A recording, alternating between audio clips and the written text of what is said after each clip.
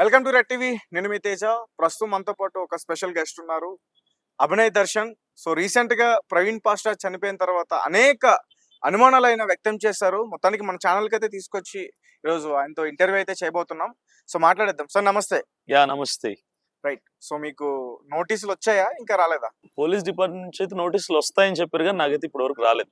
Present రాలేదు. Sir ఏంటి అసలు ప్రవీణ్ పాస్టర్ చనిపోయిన తర్వాత మీరు గాని మీ పాస్టర్స్ అందరూ గాని వాళ్ళ ఫ్యామిలీ వద్దన్నా సరే కావాలని రెచ్చగొట్టి కేసు పెట్టి ఇచ్చే ప్రయత్నం చేశారని చెప్తున్నారు.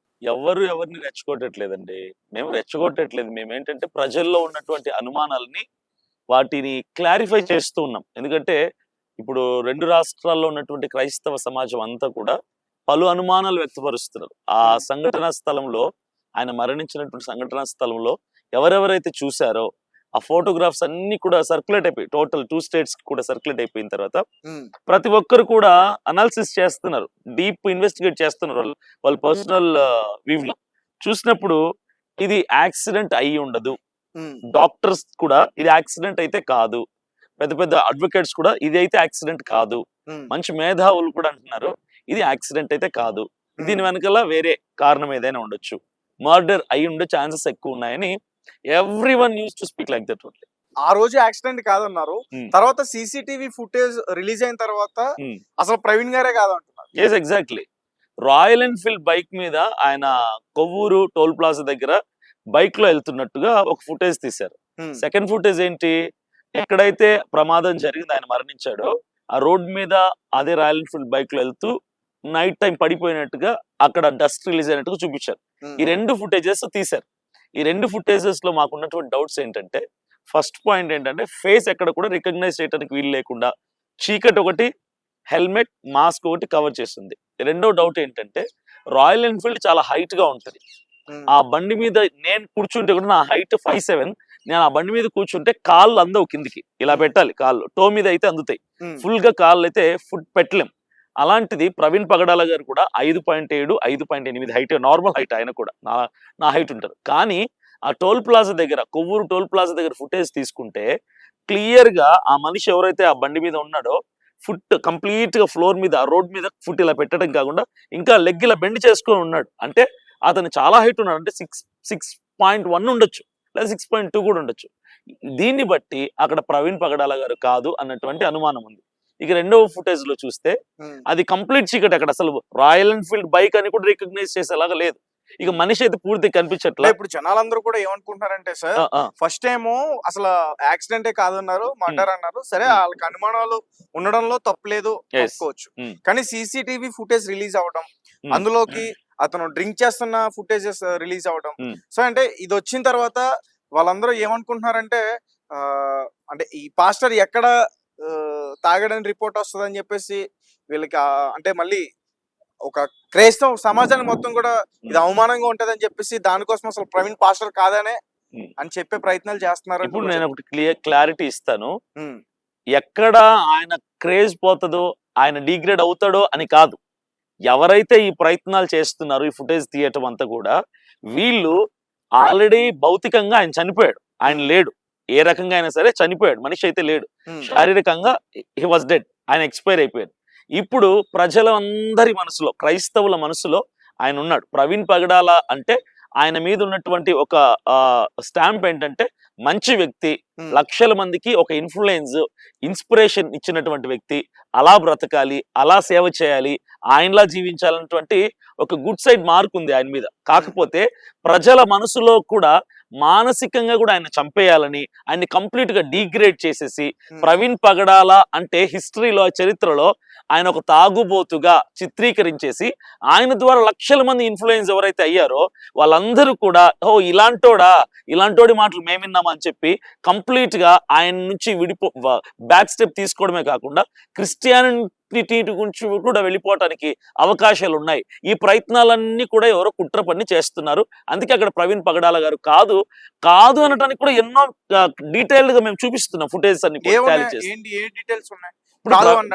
ఇప్పుడు ప్రవీణ్ మనకి విజువల్ లో ఎక్కడ కూడా హెల్మెట్ తీయలేదు, మాస్క్ తీయలేదు. ఎగ్జాక్ట్లీ. అంటే మీరేమంటారు, అలా తీయలేదు కాబట్టి అంటే అతని ఫేస్ ఎక్కడ తెలిసిపోతుంది నకిలీ ప్రవీణ్ అని చెప్పేసి తీయలేదని మీరు అంటారు, అవునా? అది కాదు. మరి ఫస్ట్ డౌట్ ఏంటంటే, ప్రవీణ్ పగడాల గారి ఫుటేజ్ తీయాలంటే ఎక్కడ వెతకాలి? చర్చెస్ లో వెతకాలి, లేదా పాస్టర్స్ కి ఫోన్ చేయాలి, లేదా ఆయన రిలేటివ్స్ లో వెతకాలి, లేదా రోడ్డు మీద ట్రావెల్ చేస్తున్న ఫుటేజ్ వెతకాలి.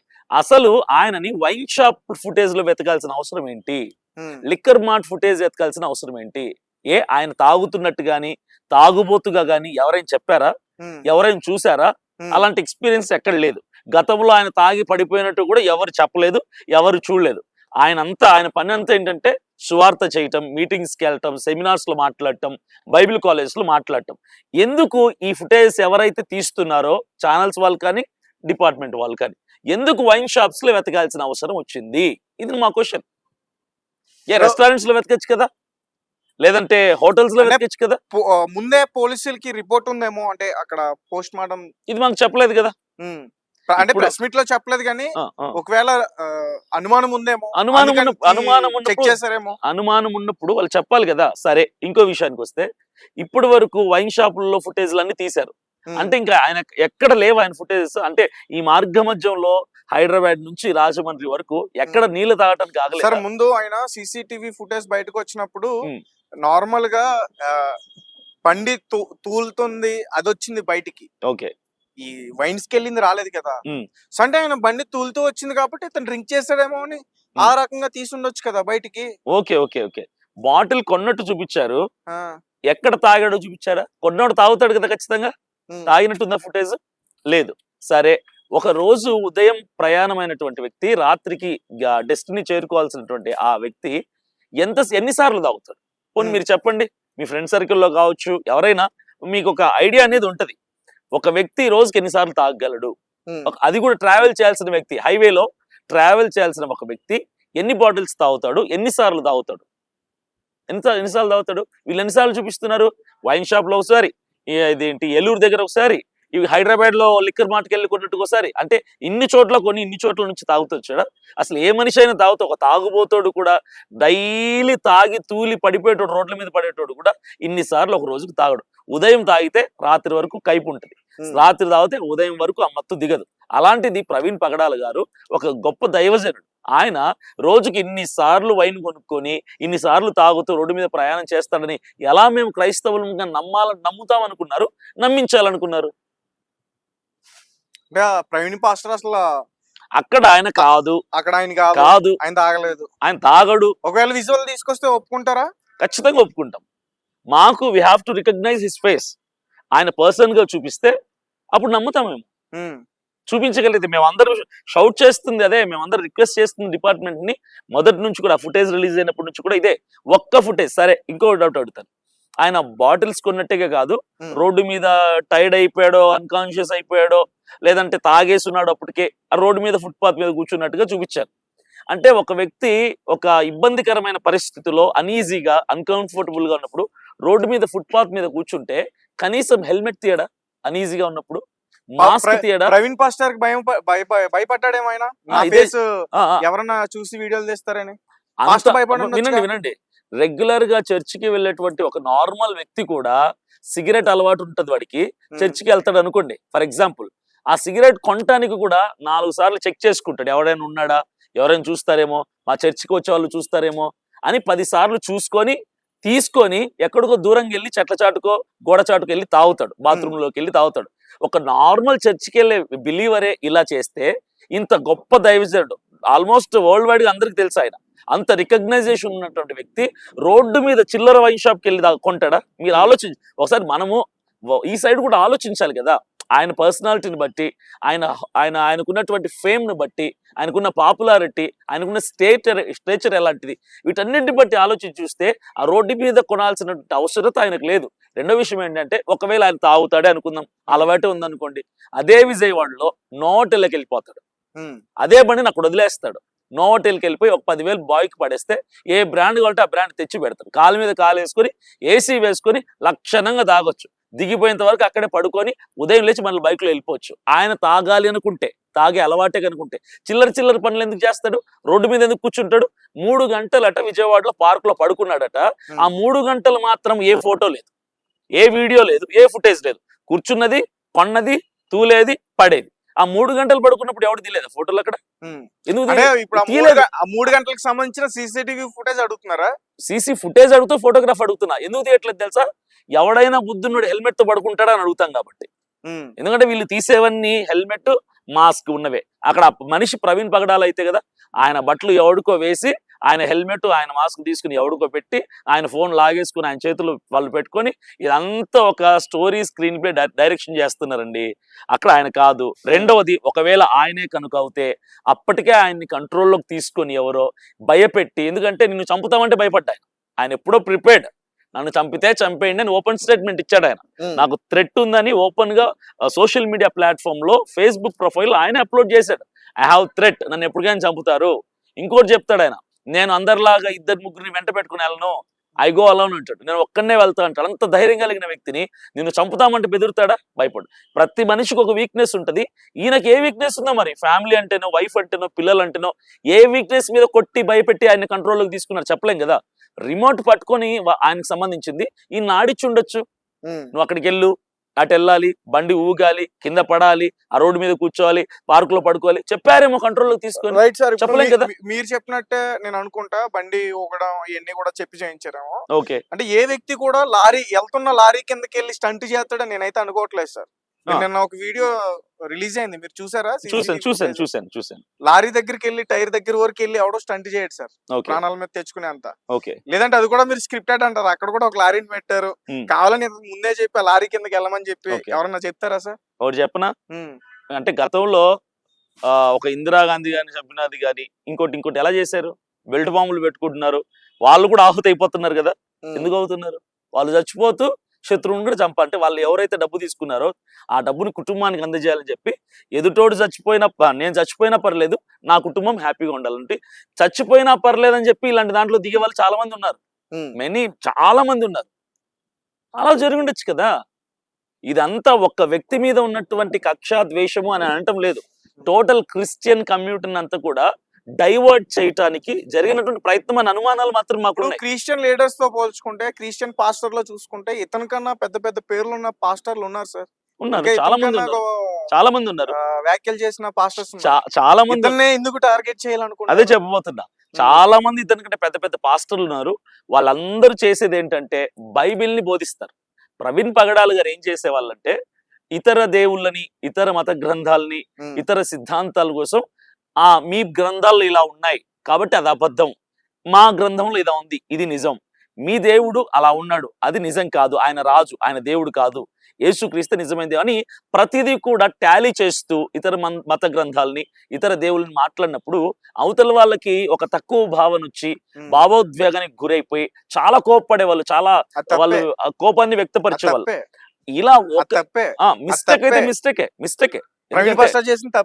ప్రవీణ్ పగడాల గారే కాదు, నేను మాట్లాడినా కూడా తప్పే. నా సిద్ధాంతం ఏంటంటే, నా సిద్ధాంతమే కదా, రానున్న రోజుల్లో పాస్టర్లు ఎవరెవరైతే ఇతర గ్రంథాలని, ఇతర దేవుళ్ళ కోసం మాట్లాడతారో మనం వాళ్ళని కించపరిచి మాట్లాడాల్సినటువంటి అవసరత లేదు. ఎందుకంటే మన గ్రంథం మనం గొప్పగా చెప్పుకుందాం, మన దేవుని మనం గొప్పగా ప్రకటించుకుందాం, తప్పు లేదు. అది మనకు స్వతంత్రం ఇచ్చినటువంటి, మన రాజ్యాంగం కల్పించినటువంటి స్వాతంత్రం, మనకు ఫ్రీడమ్ ఉంది, హక్కు ఉంది, అర్హత ఉంది. కానీ ఇతరుల నమ్మకాన్ని, ఇతరుల మతాలని, ఇతరుల దేవుళ్ళని మనం తక్కువ చేసి మాట్లాడడం సబబు కాదు, కరెక్ట్ కూడా కాదు. ఎవరైనా ఒక వ్యక్తిని మూగోడు ఉంటాడు, అరే మూగోడు అంటేనే కోపం వస్తుంది. ఒక నమ్మకాన్ని మనము ఎప్పుడు కూడా విమర్శించినప్పుడు అవతల వాడికి కోపం వస్తుంది ఫస్ట్. కాబట్టి ఈ విమర్శలు అనేది కూడా కరెక్ట్ కాదు. ప్రవీణ్ పగడాల గారు గొప్ప వ్యక్తి, చాలా మంచి వ్యక్తి. కానీ ఆయన అర్థమయ్యేలాగా చెప్పి, దేవుడు అంటే దేవుని యొక్క ఔన్నత్యాన్ని, నిజమైన దేవుడి యొక్క విలువలు ఎలా ఉంటాయి, నిజమైన దేవుడు అంటే ఎలా ఉంటాడని చూపించడానికి ప్రయత్నం చేస్తూ ఇలాంటి కొన్ని వ్యాఖ్యలు చేశారు ఆయన. కాకపోతే చాలా మంది ఆయన మీద పగ పెట్టేసుకున్నారు. మీరు అన్నట్టుగా పెద్ద పెద్ద పాస్టర్లు ఉన్నారు కదా, మరి వాళ్ళని ఎందుకు టార్గెట్ చేయాలి, ఇది ఎందుకు టార్గెట్ చేస్తారు? దీనికే కారణం ఇదే. ఇందుకే అంటే ఉన్న వాళ్ళలో ఈయన మాత్రమే జ్ఞాని, అందుకని ఇతన్ని టార్గెట్ చేశారు. ఇతర మతాల మీద ఈయనకున్నంత జ్ఞానం ఇంకెవరికి లేదు. మా క్రిస్టియన్ కమ్యూనిటీలో ఏ పాస్టర్స్ తో చూసుకున్నా సరే ఈయన మాత్రమే అంత జ్ఞానంగా, చక్కగా, ఒక ఇన్డెప్త్ డీటెయిల్డ్ గా మాట్లాడగలిగినటువంటి వ్యక్తి ఈయనే. Right sir. అయితే మీ పాస్టర్స్ అందరూ కూడా ఫైట్ చేస్తున్నారు, ఓకే రైట్, ఓకే, జస్టిస్ కోసం. మీరు ఎందుకంటే ఒక షమి అనే ఒక వ్యక్తి బహిరంగంగా చెప్పినట్టున్నాడు కదా. ఏం చెప్పాడు? ప్రవీణ్ పాస్టర్ ని చంపేస్తాను షమీగా చెప్పింది. మరెవరు? ఒక వ్యక్తి చెప్పాడు, ఆ వర్గానికి సంబంధించినట్టు ఒక పెద్ద ఆయన చెప్పాడు. అది కూడా ఆ ఇష్యూ కూడా క్లియర్ అయిపోయింది.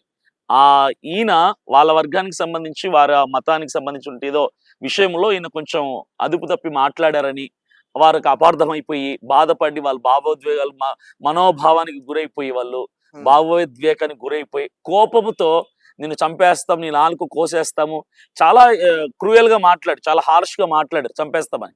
అప్పుడే ఈయన పోస్ట్ పెట్టారు, నాకు ప్రాణహాని ఉంది అని. ఈయన మరణించడానికంటే ముందు దాదాపుగా 1 month క్రితం ఇది జరిగింది. అయితే ఇమీడియట్ గా వారు బాధపడినటువంటి విధానాన్ని చూసి ప్రవీణ్ పగడాల గారు పబ్లిక్ ప్లాట్ఫామ్ మీద సోషల్ మీడియా వేదికగా సారీ చెప్పాడు, వాళ్ళకి క్షమాపణ అడిగారు. వాళ్ళు ఇమీడియట్ గా రెస్పాండ్ అయ్యి మేము క్షమించేశాం, క్షమాపణ అడిగారు, మాకు చాలు. వాళ్ళు కోరింది కూడా ఏంటంటే వారం లోపల క్షమాపణ చెప్పకపోతే మేము ఇవి చేస్తామన్నారు తప్ప మాకు క్షమాపణ కూడా వద్దు అని వాళ్ళు అనలేదు. వాళ్ళు క్షమాపణ కోరారు, ఈయన క్షమాపణ అడిగారు, వాళ్ళు క్షమించేశారు, అంతతో క్లియర్ అయిపోయింది. సో వాళ్ళ మీద ఎలాంటి అనుమానాలు కానీ లేవు. అంటే ఒకవేళ ఉన్నా గానీ మీరు మాట్లాడరా? అనుమానాలు లేవు వాళ్ళ మీద. ఎందుకు లేవు? మాకు వాళ్ళ మీదనే కాదు, ఎవరి మీద పర్టికులర్ గా పలానా పర్సన్ అని కానీ పలానా వర్గం అని కానీ. అంటే ఇప్పుడు కొంతమంది సోకాల్ పేర్లు వస్తున్నాయి బయటికి, అమరా ప్రసాద్ అని, లలిత్ కుమార్ గాని, నెక్స్ట్ కరుణాకర్. నేనైతే ఎవరి పేర్లు చెప్పలేదు ఇప్పటి వరకు. అనుమానాలు ఉన్నాయా? నాకు ఎవరి మీద అనుమానం లేదు. పర్టికులర్ గా పలానా కరుణాకరో అమరా ప్రసాదో లేదంటే లలిత్ కుమార్ ఎవరి మీద నాకు అనుమానం ఛాన్సే లేదు. ఎందుకంటే ఒకటే ప్రశ్న మిమ్మల్ని అడుగుతాను, గతంలో అంటే మీరు పుట్టిన సంవత్సరం నాకు తెలియదు, చరిత్రని కనుక తీసుకుంటే 100 సంవత్సరాల చరిత్రను వెనక్కి తవ్వితే ఏ క్రైస్తవుడు, ఏ క్రైస్తవ వర్గం, ఏ పాస్టర్లు ఎవరిని హతమార్చినట్టుగా చరిత్ర లేదు. ఏ వర్గపు ప్రజల్ని, ఏ మతపు ప్రజల్ని చంపినట్టుగా చరిత్ర లేదు. ఎవరిని హింసించినట్టుగా, వాళ్ళని ఇబ్బంది పెట్టినట్టుగా చరిత్ర లేదు. గతంలో నుంచి కొన్ని వందల వేల సంవత్సరాల నుంచి కూడా క్రైస్తవులు చంపబడుతున్నారు, మిషనరీస్ చంపబడ్డారు, పాస్టర్లు చంపబడ్డారు. ఇలానే జరుగుతున్నాయి, ఇప్పటికీ జరుగుతూనే ఉన్నాయి తప్ప క్రైస్తవులు ఎవరిని చంపింది లేదు దేవుని పేరు చెప్పి. కాబట్టి చూసుకోండి హిస్టరీ. దేవుని పేరు చెప్పి సువార్త చేయొచ్చు. ఎస్, ఎగ్జాక్ట్లీ, అది మా హక్కు. సువార్త చేయడానికి వెళ్ళినప్పుడే కదా సార్ ఇలాంటి సంఘటనలన్నీ కూడా జరుగుతున్నాయి. సువార్త చెప్తున్నాను తప్ప ఎవరిని బలవంతంగా మార్చడం లేదే. ఇప్పుడు నేను మీకు నా యేసు ప్రభువుని చెప్పొచ్చు, నాకు ఇష్టం లేదంటే నేను మానేయాలి. ఇష్టం లేదన్నా చెప్పడం తప్పు, నాకు వద్దు అన్నా చెప్పడం తప్పు, నా ఇంటికి రావద్దు అన్నా వచ్చి చెప్పడం తప్పు. అంతే తప్ప ఇనిషియేట్ గా తీసుకొని నేను చెప్పడం ప్రారంభించినప్పుడు మీరు ఇంట్రెస్టెడ్ గా వింటే నో ప్రాబ్లం, నేను చెప్పొచ్చు, అది నా హక్కు. వద్దు అన్న చోట చెప్పకూడదు. అంటే మీ పాస్టర్స్ అందరూ క్రిస్టియానిటీని మాత్రమే ఇచ్చేసి అక్కడ వాళ్ళపైన అనుమానాలు వ్యక్తం చేస్తారు. అంటే ఇతర మతాల సపోర్ట్ కూడా తీసుకోవచ్చు కదా, ఒక ప్రవీణ్ పాస్టర్ గురించి హిందూస్ గానీ ముస్లిమ్స్ గానీ. ఆ గొడవలో ఎందుకు వెళ్ళట్లే మీరు? ఇతరుల సపోర్ట్ తీసుకోవడానికి యూనిటీగా ఉన్నాం అనేది చూపించడానికి ఏమైనా ప్రయత్నం చేస్తున్నారా? డెఫినెట్లీ. ప్రవీణ్ పగడాల గారి మరణానికి ముందు అయితే వీళ్ళ సపోర్ట్ అవసరంలా, మేము సపోర్ట్ తీసుకోవాలనుకోవట్లేదు, మాలో మాకే ఐక్యత లేదు. ఫస్ట్ ఆఫ్ ఆల్ క్రిస్టియానిటీలో సరైనటువంటి యూనిటీ లేదు. ప్రవీణ్ పగడాల గారి యొక్క మరణం తర్వాత ఇప్పుడు వీఆర్ యునైటెడ్, ఇప్పుడు ఐక్యత వచ్చింది క్రైస్తవ్యంలో. పాస్టర్ల మధ్యలో కావచ్చు, డినామినేషన్స్, బోధపరమైనటువంటి విధానాలు, భేదాలు, సిద్ధాంతపరమైన భేదాలన్నీ పక్కన పెట్టి వీఆర్ వన్ నౌ. అంత ఒకటిగా యునైటెడ్ గా ఉన్నాం, అంత కలిసి ఫైట్ చేస్తున్నాం, న్యాయం కోసం, జస్టిస్ కోసం నిలబడ్డాం. రైట్. ఫైనల్ గా చెప్పండి, అంటే ఈ ప్రవీణ్ పాస్టర్ కేసులో పోస్ట్ మార్టం రిపోర్ట్ లో ఒకవేళ అతను మందు తాగి యాక్సిడెంట్ అయ్యి చనిపోయారని వస్తే అప్పుడు ఏంటి? డ్రంక్ అండ్ డ్రైవ్ వస్తే మాత్రం క్రైస్తవులు ఎవరు ఊరుకోరు. ఇప్పటి వరకు భరించారు, సహించారు. డ్రంక్ అండ్ డ్రైవ్ అని కనుక ఆయన మీద పోస్ట్ మార్టం రిపోర్ట్ వస్తే ఎవరు బేర్ చేయరు. నోటి చెప్తున్నా, మీరు అడిగిన ప్రశ్న ఏంటంటే రిపోర్ట్ డ్రంక్ అండ్ డ్రైవ్ వస్తే ఏం చేస్తారన్నారు. నమ్మకం ఉందా లేదంటే నమ్మకాలు అయితే ఉన్నాయి, కాకపోతే లేట్ చేస్తున్నారని చెప్పి వాళ్ళ మీద ఒక బాధ కలుగుతుంది, వేదన కలుగుతుంది తప్ప ఈ రోజు ఈవినింగ్ 6 o'clock